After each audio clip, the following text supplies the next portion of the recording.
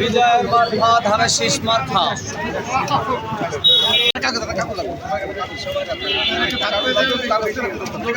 একটু কথা বলেন, বক্তব্য দেন। বিসমিল্লাহির রহমানির রহিম।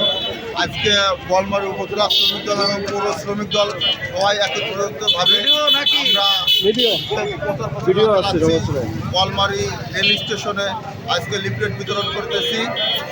খন্দকার রাসূলুল ইসলামের পক্ষে, ধানের শীষের পক্ষে আপনারা সবাই ধানের শীষে ভোট দিন এবং দেশনেত্রী খালেদা জিয়ার হাতকে শক্তিশালী করবেন, তারেক রহমানের হাতকে শক্তিশালী করে, জিয়াউর রহমানকে শক্তিশালী করে আমরা বিএনপি সংসদে দেখতে চাই। বিএনপি সংসদে যাইতে পারে, সবাই মিলে আমরা ধানের শীষে ভোট দেবো। এই বলে আমি আমার সংগৃহীত বক্তব্য শেষ করছি এবং